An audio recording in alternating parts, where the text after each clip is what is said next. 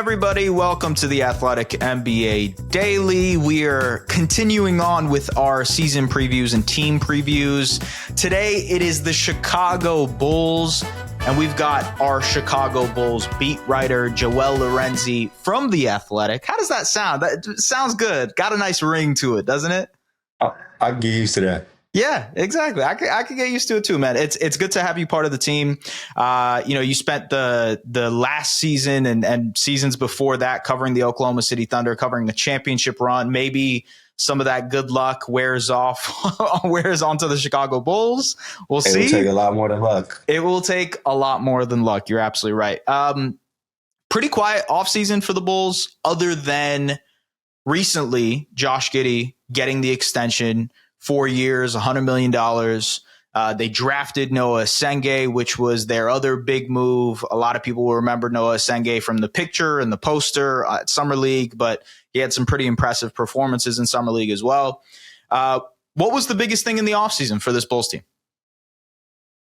Probably securing Josh Giddey, as boring as that is, because maybe a lot of people expected that. But locking up this team, I know ESPN did a survey, I think yesterday, or some kind of poll, and they sort of ranked like future based on a mix of, front office and talent and whatever. And it kind of gelled with what I thought about this Bulls team, is that, regardless of market and everything else, like as far as assets go, like the roster, there are maybe 3.5, 4 real assets on this roster, which is a very small number on an NBA roster. That puts them probably bottom 3 in the league at best. And so securing one of those assets, a for sure asset, was important. No matter the way you dice it, I know a lot of people are not high on, Josh Giddey because of the way you have to build around him, at least right now. Maybe a lot of people consider that you're pigeonholed with him in a way. These things might be true, but regardless, for where the Bulls are and what they want to do in this window for which he's signed in, he's important for what they want to do. Like, he enables this sort of play style they've pivoted toward. Yeah. He improves your younger guys, which is important. They're all about internal development. And regardless of whether you're leaning this hard into internal development or not, if you want your young guys to be better and play faster, like Josh Giddey is probably the guard you don't mind them being around. And so we could debate about the number and the final details of the contract, whatever. But locking up one of your surefire assets was important. It was probably the biggest thing they did all summer. Look, I know people are going to talk about the price and 4 years, $100 million.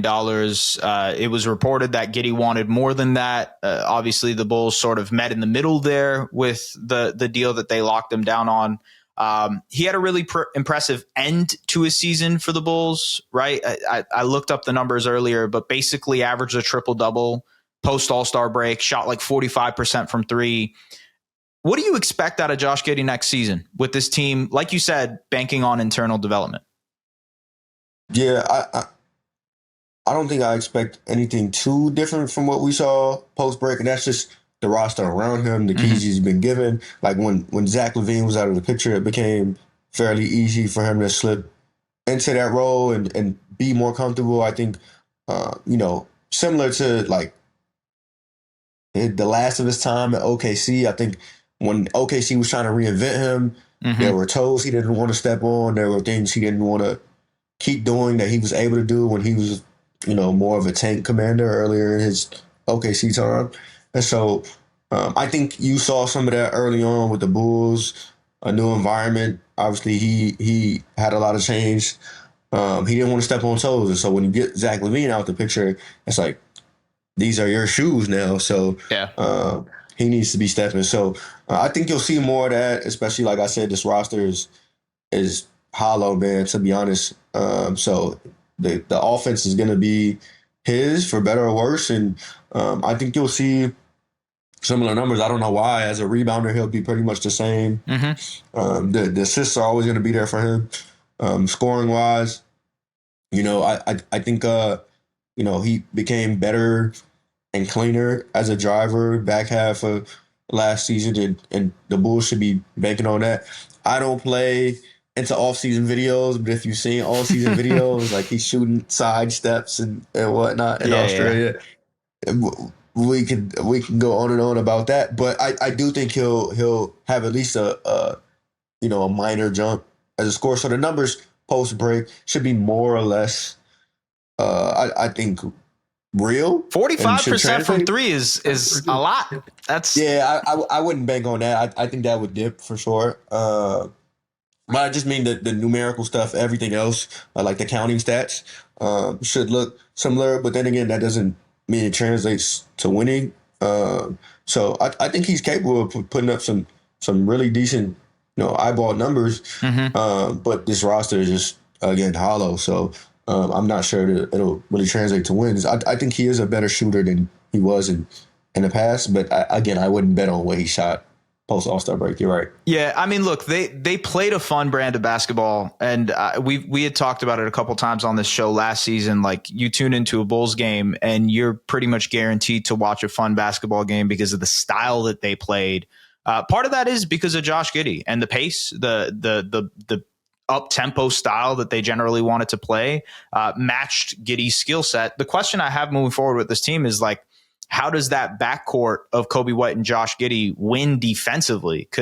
Or to be honest with you, the entire team, because you got Vooch at the back line also, and there's multiple questions about what the future direction of this team is, given the fact that Coby White is hitting unrestricted free agency in 2026. Vooch is going to be a free agent as well. There's sort of this question of like, all right, what's the next step for this group? Who do you think is the guy that needs to take a step forward for them to not be in the middle of the Eastern Conference once again?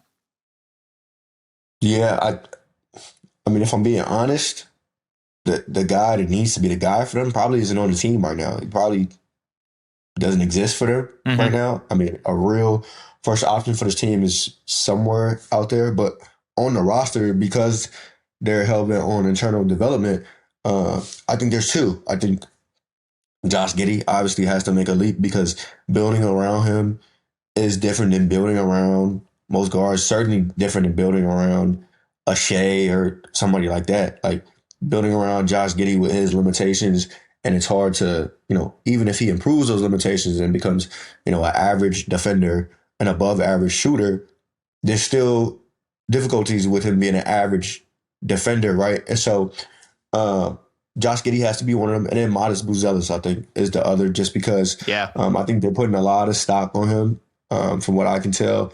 And he's an encouraging player, had a great encouraging rookie season, especially when you could see the trust being put in him and sort of the opportunity being given to him. I like his build, his archetype, should be a combo for them moving forward and be on the ball more. In an idyllic world, and can be a guy like you need at least a couple of those big forwards who can switch and are not just attacking closeouts, but maybe getting the pick and roll a couple times. That's what he should project as. But obviously, he made fun defensive plays last year, and as a cutter and all those things was exciting and made flashy plays and was great in that trip to LA that everybody cites from last year. So. He probably has to be, I think realistically, because I don't know that the aforementioned guy is out there for them because they don't want to tank. Realistically, like Modest probably has to be one of their two best players during this next iteration. Yeah.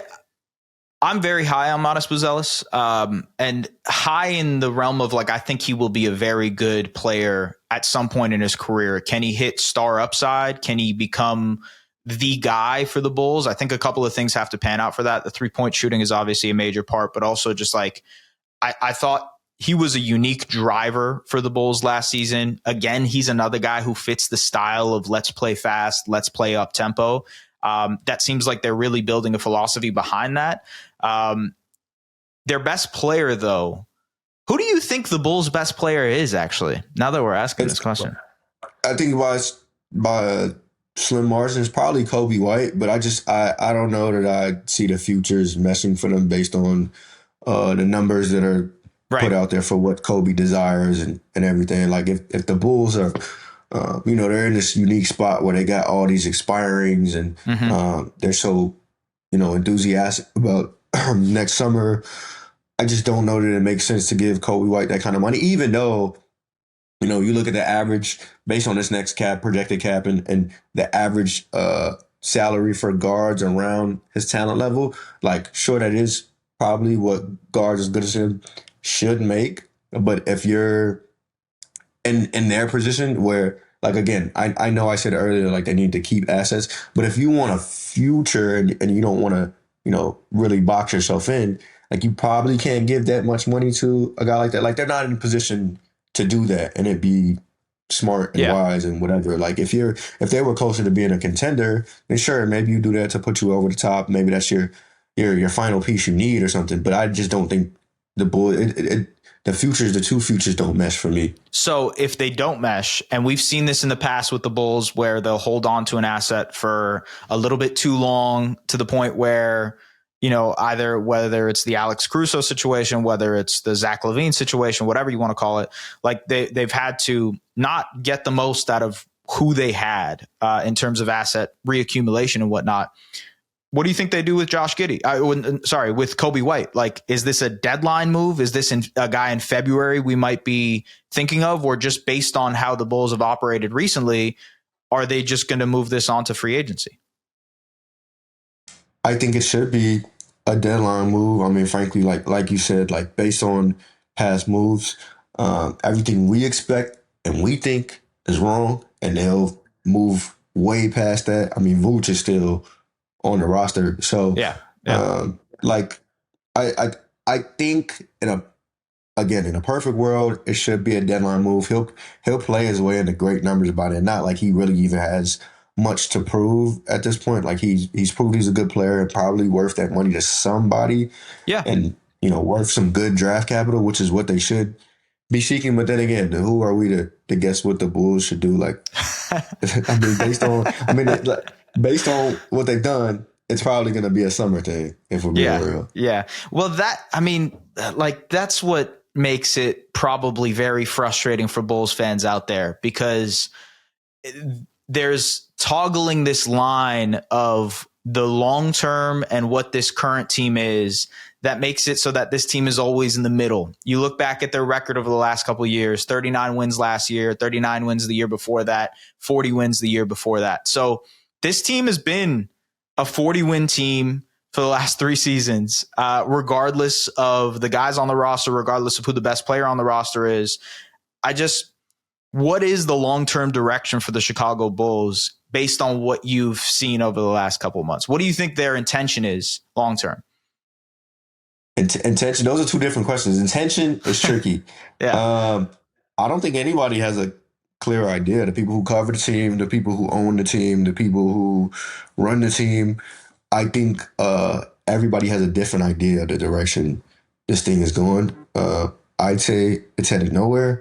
But again, that's like a lot of that like falls on ownership and what they've been okay with and their priorities. I think from afar, a lot of people would say that they are passionate about the fans and in a sick way that they want to see them every night and they want to sell out the building, but maybe not so much in that they want the fans to have the thing is the Bulls are such a brand, like they're gonna sell out regardless of being a 40-win team, a 30-win team. If Josh Giddey or Mo Schmo is their best player, like they're gonna sell out. So I think a lot of fans are to the point where they'd rather just tank and have a good product in a couple years. I know everybody can't do it like OKC where it happens in 2 years, but I think fans are willing to endure that from what I've sensed. But it's just not that easy. The ownership is not committed to that, and the front office is not committed to that. So the direction, the thing they constantly harp on is internal development. I think it was either AK or Mark Eversley was directly asked, this summer or after the season, where they're going to find the guy because they are so adamant about internal development. And they just circled back to internal development. Like the guy has to be in the building for them. And I just don't know that it's likely. So if they're stuck on that and like Jokic isn't walking through the door in some summer, like Let's just this put thing that is. to rest. Nikola Jokic is not walking through the door in Chicago. I don't think that's going to happen. Look, I don't think so either. it's wild to think of the Bulls, this franchise who is obviously known for the 6 championships, Michael Jordan, Derrick Rose with the 1 MVP, and like the heyday of how popular this team was. Even now, like you said, they are sellout. They are near the top of the league in terms of like merch sales and jersey sales and whatnot, just because of the brand of Chicago and the Bulls. How that hasn't been leveraged into being a free agency destination. I think part of that is because of the decision-making process of this team over the last couple of years. And if you were to look forward, especially particularly into this season, what do you think is the biggest swing factor for this team from going from 39 wins, like we can pencil them into, to maybe being better than that? I think the best thing they can hope for is a long-term improved outlook. And that's not gonna. I don't think they should be trying to get to 45 wins. Right. Like that's not the direction this thing should be going. They should be committing to this draft. I'm not a draft expert. I'm not saying Vicini right, but I do know enough to know that this next draft It's a good draft. is great, probably historically great. Yeah. And so like committing to getting a pick better than 11 or 12, maybe even better than top 8 should be the priority, and that would be the better long-term outlook. But then again, that doesn't seem to be in their sights exactly, and I don't know what it would take. Clearly, they've taken enough. There's credit due in it. They've taken enough of a step to get off Zach LaVine and give the keys to Josh Giddey and Buzelis. Yeah, maybe Coby White. But like Vooch is still around, and there are remnants of not just that team that was first place some years back, but like remnants of wanting to hold on to the playoff picture. And that shouldn't be in the cards, because with their luck, with their fortune, they're going to end up right where they've been, which is playing the Heat in April. So I was just about to ask you that. Most realistic outcome. I mean, I just talked to you about how they've been 39 wins for the last 2 seasons. Are we locking in 39 wins in a play-in spot for the Chicago Bulls in April? I would think they should end up worse. I think. Okay. Just because I don't know. I mean, they're tricky because they're with their play style. Like they'll catch some teams off guard. Yeah. They'll do a lot of what they did in March. Like I think that was a combination of Getty having the keys and kind of the nature of March in the NBA. So I don't know. I mean, I might not even be too bold here. I think maybe they win 37 or 38. It's not going to be like a supreme dip. Like that. I think they'll still catch teams off guard on a lot of nights, as is the nature of the NBA. But I don't think they're going to be a winning team. Yeah, I mean, look, you look at the Eastern Conference, and there's just like this group of teams in the middle where I think there is a room for some of them to steal some wins, especially in the Eastern Conference, especially because the East is going to be injured and belabored and all that. Like that's just it. I envision the Bulls looking at that and saying, "Can we maybe get the 7 seed? Can we maybe get the 8 seed?" And that's the MO of this team over the last couple of seasons, where it's like, hey, we if we have a chance to be a playoff team and sell some playoff tickets, they're going to take that chance. And to me, it's like, what if this is the year they actually decide to tank? What if this is the year they decide to finally pull the plug? Do you envision a world where that can happen? No. Okay. No. Fair enough. Just based on because they've had a few years. I mean, if any of these years were going to be the year, it's probably this year. Yeah. But like, you would think that Vooch would be off the roster, that Coby White's decisions or his future, the decisions of his future would be clearer. These things are still questions, and so I think where I understand Bulls fans' frustration is like internal, like development. If we're talking about internal development, like development and playing that playing game, the 9-10 playing game, those things are not synonymous. Like that's not development. You're not putting them to a playoff series to learn. Like it's pretty pointless experience, and you're not helping yourself as a franchise because now you're picking 12th. So like, I don't know, like that's kind of where the difference is for me. And they've given no indication that they want to, tank at all. So no, I don't think this is the year. Maybe 2 years from now when all hell breaks loose. But I mean, it's been pretty hellish as of lately. It's been tough. It has been tough. Maybe some of that good luck and that fortune that you provide from OKC moves over to Chicago. Joel Lorenzi. Maybe they could trade for Shea too. Yeah, maybe Shea, Jokic, whatever it is. Let's do it all, man. Joel, appreciate you coming on. Thank you very much for talking about the Chicago Bulls. We will see what happens with the Bulls this season. They probably will be playing in April in that 9-10 game, like he said. Thank you for everybody tapping into the Athletic NBA Daily. Appreciate you guys. We'll see you later.